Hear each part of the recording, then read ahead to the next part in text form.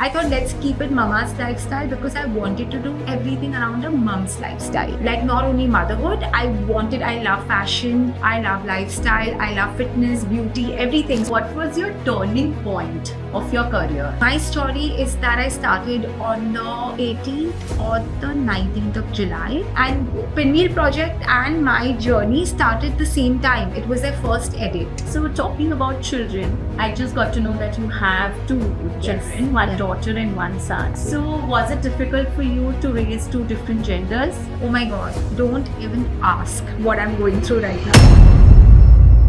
All parents will relate to this who have twins in their house. It's like, what is that one belief that you are inculcating in your daughter and that you want to give it to our viewers as well? I feel that your self-worth is not validated by others. So I feel it's very, very important to love yourself. I think that's the most important thing, that if you love yourself, people around you will love you. You know, when my daughter came and told me recently, she is gonna turn 12, and she told me, Mama, I think I have a crush on this boy. And I was like, what is she saying? Hello everybody, I'm Anshita Gupta, founder of Sun India Preschools and your very own gratitude coach. Today on our platform, Believes on Board, we have a very interesting guest. Somebody who is a TEDx speaker, a mompreneur, and also a parenting blogger. She goes by the name Mama's Lifestyle. So here I welcome Ishna Batra on Believes on Board. Thank you, Ishna, and it's been a privilege to host you today. It's my pleasure to be here. It's so nice to connect. And we welcome you on board with us. Thank you. So Ishna, when I was going through your journey, your journey has been quite a journey because you have been in this industry for quite some time. Yes. So what was your journey all about and how did you start? So we were on a cruise. My daughter was 2.5, my firstborn. I have two kids, but my firstborn was 2.5 when we were in the US on this cruise, which was a Royal Caribbean cruise. And she was playing baby golf. And I was like, why don't I just share this with everyone? Because this is something I had seen for the first time. So I said, let me just start that. And content creation as a mom was not very common. This was in 2017 June, and I started in July just with that let's just start posting and see how it goes. And then from there you started that yes, this can be a full-grown career. Absolutely. Which honestly speaking, the intention, I didn't know what was coming. There were no set rules. There was no like an example to follow for a mom and content creator that time in India. So it was all about just starting with that. I thought let's keep it mama's lifestyle because I wanted to do everything around a mom's lifestyle. Okay. Like not only motherhood, I love fashion, I love lifestyle, I love fitness, beauty, everything. So I said, might as well I was thinking of names and I was like, can I just... So my personal account, which was Ishna Batra, I made it public, like my private account, I made it public and I just changed it to Mama's Lifestyle. Wonderful. Yeah. So what was your turning point of your career when you felt that yes, now it isn't, your account got monetized and you felt that yes, this is my full-time work now. So what was your turning point? I don't think everyone has their own story. And my story is that I started on the 18th or the 19th of July. I put it up, that Mama's Lifestyle. And I still remember I had written, do what you love what you do, because that is something I believe in. And you won't believe me when I started and I put this up. So this is very famous moms and kids exhibition that happens. And they've also started literally when I started, and one of the founders, she's a family friend. So she's like, Ishna, you started this and it's such a nice thing. I can say the name also, it's Pinwheel Project. And Pinwheel Project and my journey started the same time. It was their first edit. And it was my thing also, and they were doing this in the end of July. So literally in 10 days of me posting this, I got a call and she said, why don't we just do this together? So I said, of course. And my mom had told me one thing, that I know it doesn't work like that, but according to her, if it didn't give me money, it was not worth wasting my time. Because I had a child, and she was very, very concerned about her granddaughter Anaya, that if you're putting your time and energy into something, it should monetize, and just don't do things just to put up things. What are you going to do? And you should be able to monetize. And by God's grace, when I started, I got this. There was a caterer for kids' food, and she told me, like how like a home baker types, like a home caterer, home kitchen types. And she said, "Would you want to do this?" And I would love to do something with you. I said, "Yeah, we can." Wow. And this was also in the initial 2 weeks of me starting. My mom, like I told you, my mom had said that don't just do it if you don't have money. So I said, I'll charge the bare minimum, but I will not do it for free. And I actually did that, and it's always been, most of the times that's been the policy. Okay. It's not that I don't do barters. I mean, of course, it's basically what's working, and it depends on what brands you're working with, if it's adding value to your page. But yeah, it's been a journey where it's been mostly where even if charge less, but from the beginning, monetize. Yes.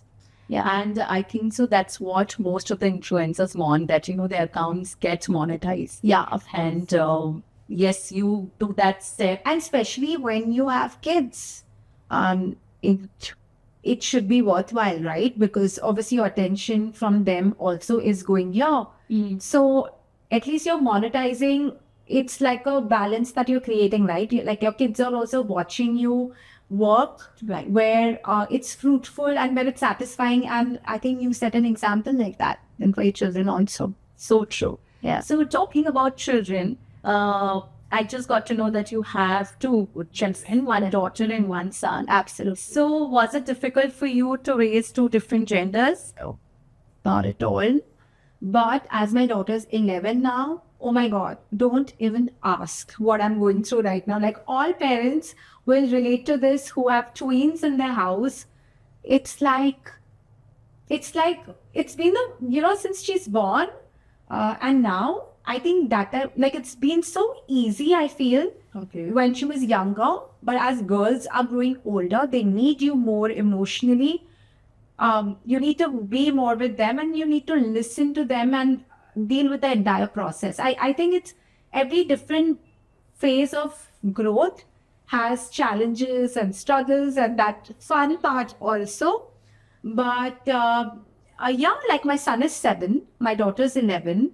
So they are 2 different people, and because obviously girls and boys are more emotional, and boys are, they're squats, and they're more wild. And I'm like, dude, you are hitting me, you know what I mean? Like, Yeah. so it's different with girls, it's different with boys. Boys are more hyperactive, they don't sit at one place. So it's been different, but yeah, it's been so far so good. Wonderful. So what is that one belief that you are inculcating in your daughter, and that you want to give it to our viewers as well? I feel that your self-worth is not validated by others.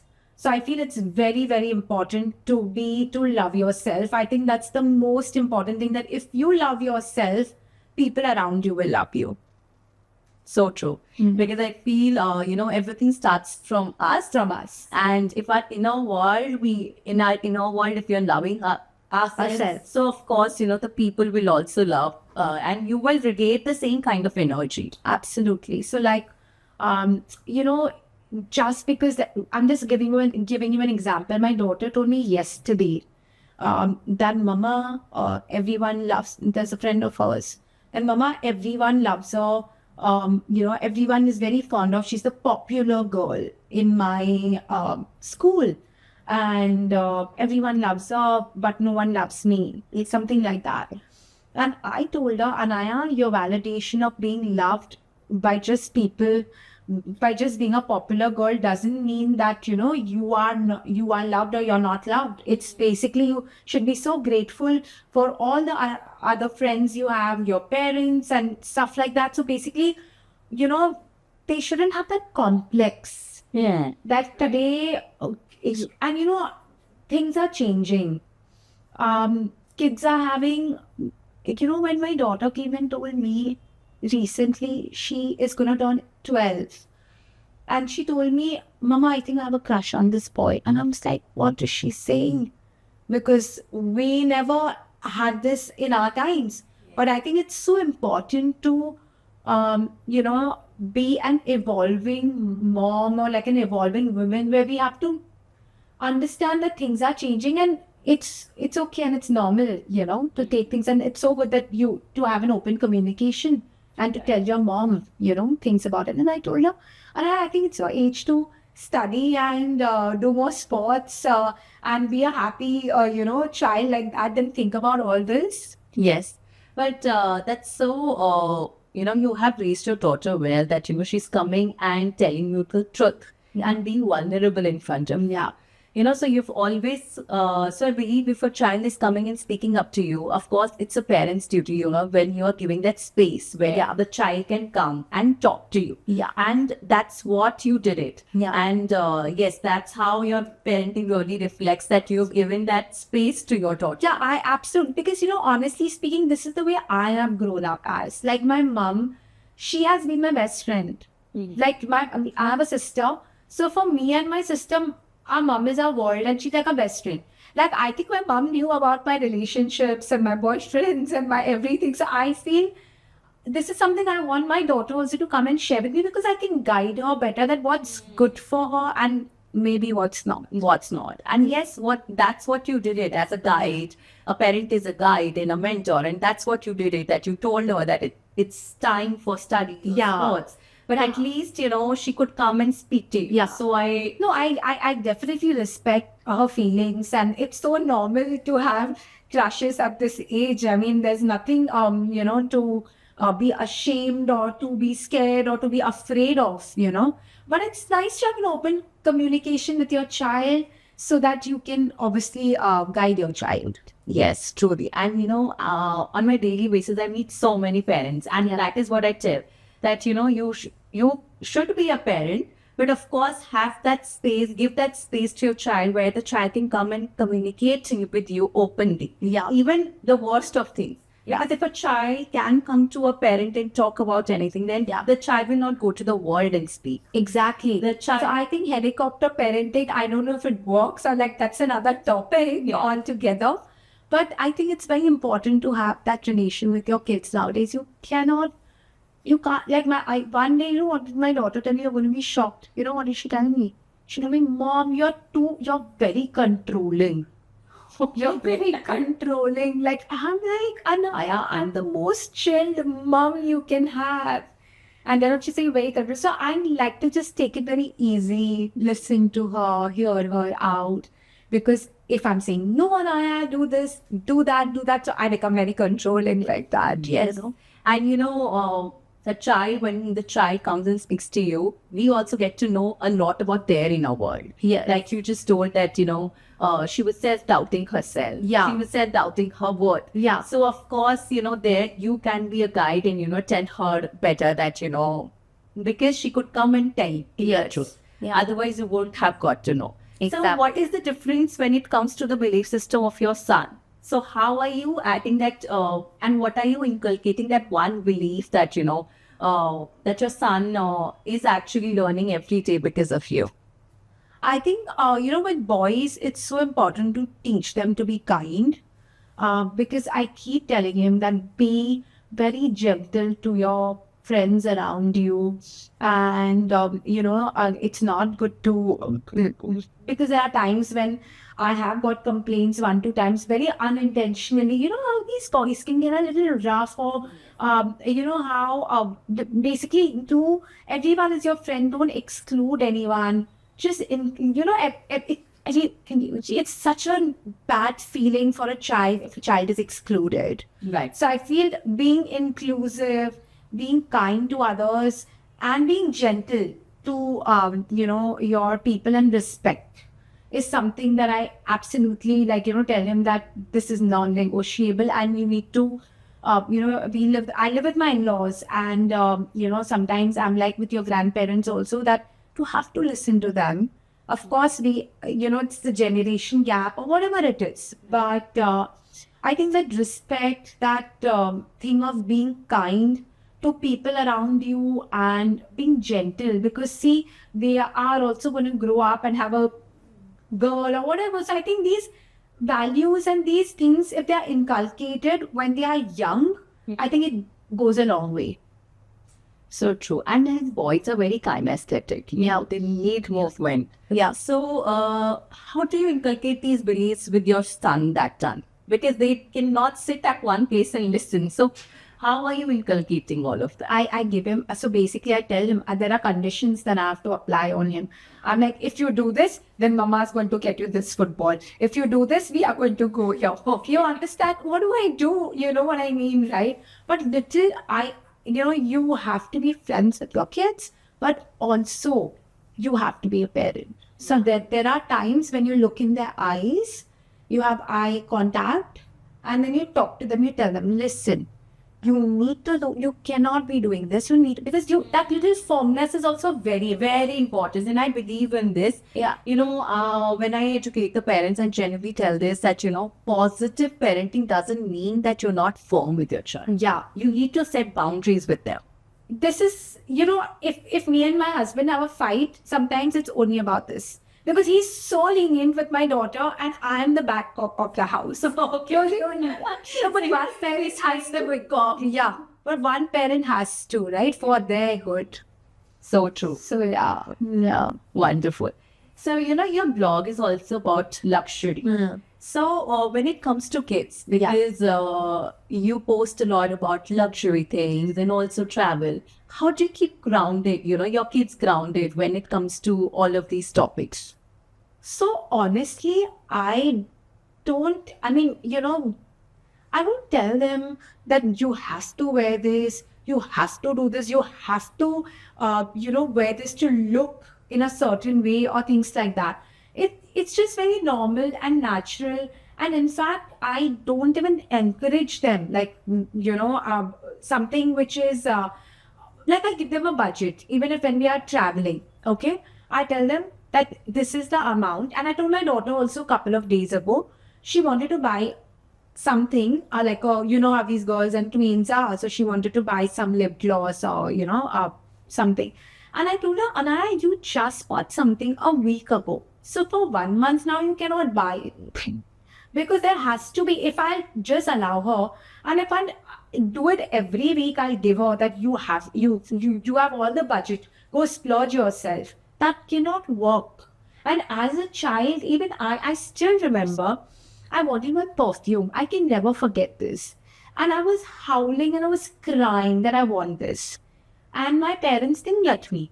They told me that if you, I think it was some grades or something, where they said if you come first, then only we'll get you. You understand? So I've also grown up in a way where it's not about being controlling, but about getting rewards if you do something. Yes, and reward system actually works wonders with children. Yeah, because it is also there for us as adults also. If you won't be getting money or remuneration, like remuneration and recognition, we won't be working, right? Absolutely. So it's a drive for us as well.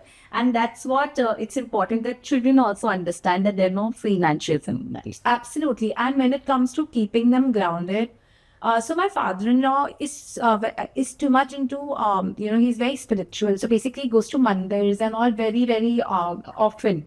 So Shiv now, like my son Shiv, he goes like he knows everything because since childhood he goes with his dadu everywhere. So I feel it's so important. Like yesterday was Shivratri. So I took the kids to the mandir also. So they know that you have to be grateful for the things you have in life. And, have that belief, have that faith. And I think that calms you also a little bit as a person. yes, gratitude to actually, plays an important role Yeah. in calming you and also to keep you humble and grounded at the same time. Exactly. So, do you practice gratitude? I do.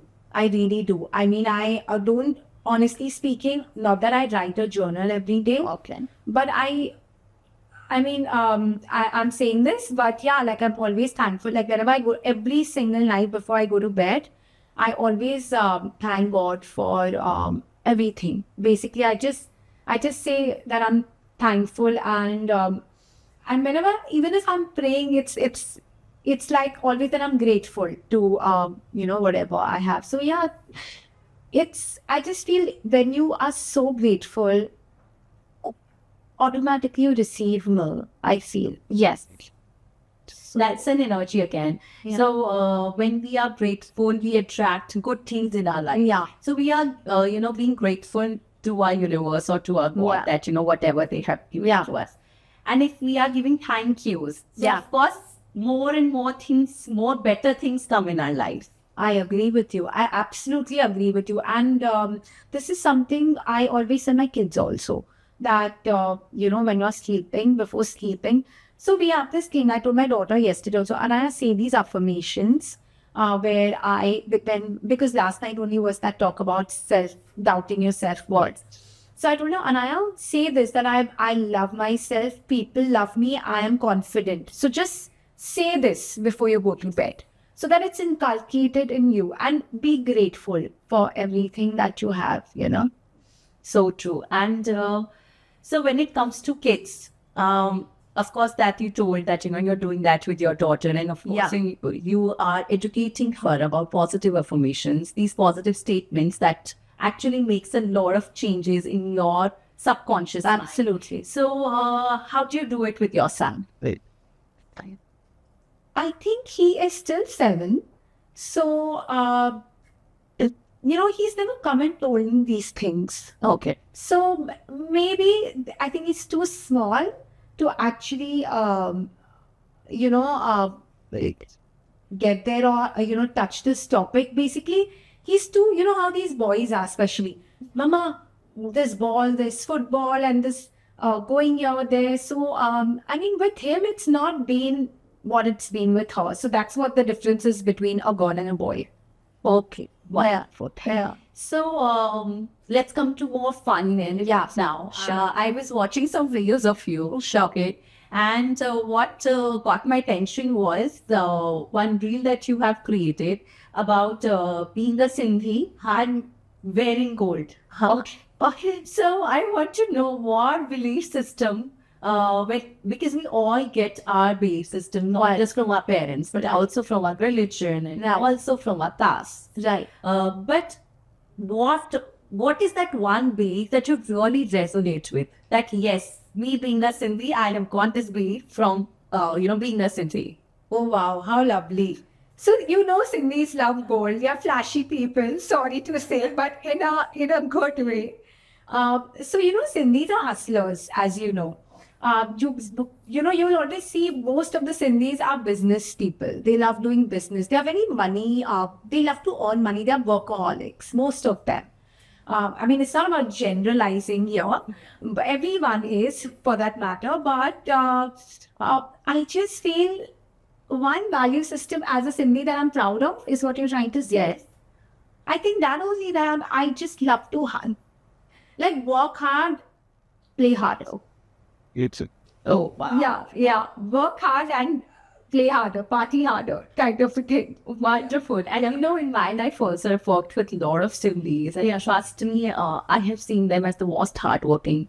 Again, not generalizing people, but yes, I have seen them as very hardworking, and they do have wonderful business skills. See? So yes, I can totally resonate with you on this point. Just some very raw and real combination. Yes. Absolutely. But so, what is that one belief that doesn't resonate with you being a Sindhi? Like, you feel that this is being also told to you, but now as you're growing in life, you feel that, no, this is one belief that I don't resonate with. It could be always being dressed well. Like I told you, we can't be underdressed. Always, I'm not saying be overdressed. And one belief would be not being lazy and being always on the move. And we love good food, we love traveling, we love basically just make money. You know what I mean? Yes. Yeah. And of course, see, it's not about generalizing. We all Sindhis also, everyone loves family life and all of that also. But I feel they're very proud of their community and they're very bonded with each other. So this is something I cannot take it because we are always very bonded with each other. Like in terms of like if you're like in a Sindhi family, they're very together with each other. You know, Wow. And that's such an amazing value. like bonded and always being together. Nice. So, any particular belief? I want to ask you a question, Ishna. That is there any belief that comes from inside when we talk about luxury to you?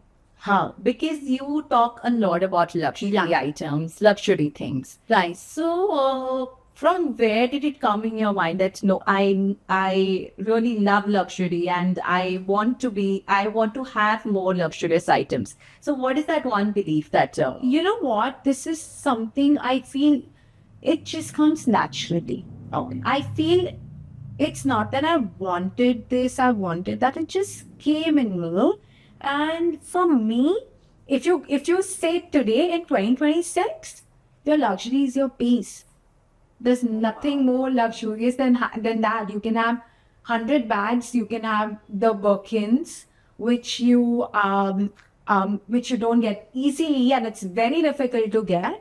But your real luxury is your peace, your family, your those moments with your kids, and if you have that kind of luxury in life, travel. I think that's the biggest luxury today. If you ask me, I know I'm moving from your question.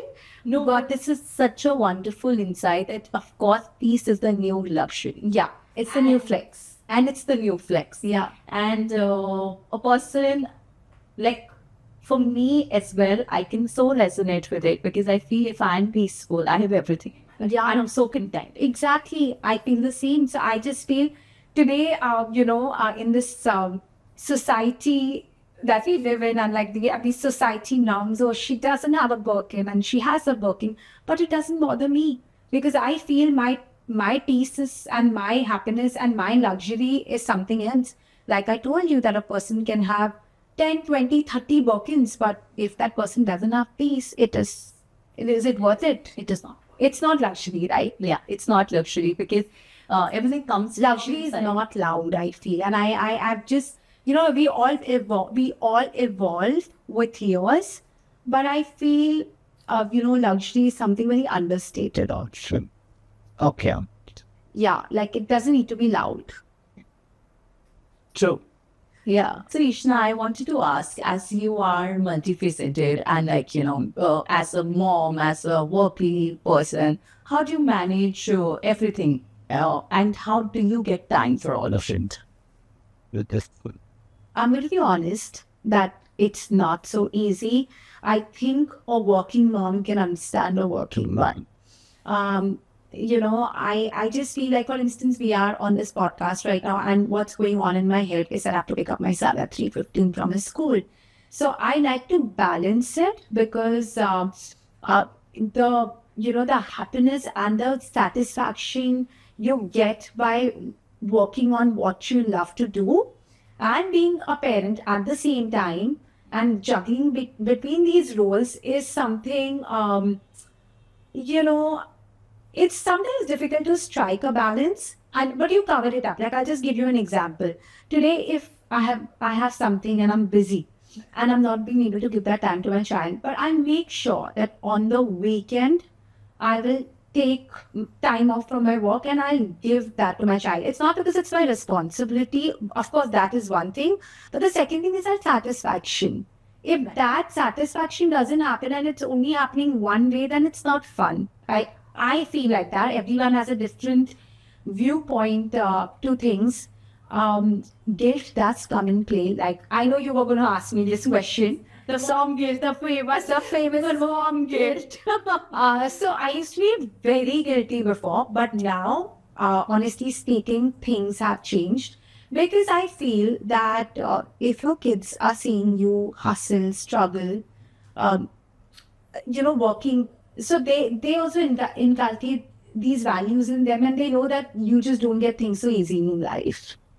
So it's very important to even set the right example for your children out there. Right, right. So true. And I feel rather than feeling guilty, it's right to take an action towards it. And Yeah. actually the thing that you just Time management. time management Yeah. or compensating on some other day, whenever you are free. Yes. Talking out to the Absolutely. children. So that, you get, and there's nothing called parents. Someday you need something, someday. Like every day I will thrive and I will wish that when the kids are in school, I will finish everything before that. And once they come home, my time is only to my children for those few hours before bedtime. Yes. Some things are non-negotiable. Like I do my bedtime with my daughter because we talk what happened in the entire day. And, that's the time when I think kids also talk. When it's calm, the lights are off. So they even express and they open up what happened in the entire day. And I just feel like, when she's back from school, of course I ask her, how was your day in school? But it's more detailed when we are in bed before going to bed, So I do try when the kids are in school to do my work at that time. But there are days when maybe, it's little up and down. So like the way I told you, we can always compensate on those other days. Sure. And what is that one tip that you want to give it to our viewers about, everything about motherhood, luxury, travel, anything, any one tip that you can give it to them? So when it comes to motherhood, what I have learned is that there is no perfect way. What works for you is the best. Because it's absolutely true that moms know the best. As much as you would know for your child, no one would. And a happy mom always raises happy kids. So yeah, we do things that make you happy and that make you feel good. Because indirectly, then you are doing the same thing for your children. Superb. Yeah. So this was such a amazing and a fun session with you, Aisha. Thank you. It was lovely to be here. And we have gotten a lot of insights. I'm sure all the viewers must have also got a lot of insights. Thank you. And thank you so much, Ishna. It was lovely to have you on board. Pleasure. Thank you. Thank you for having me.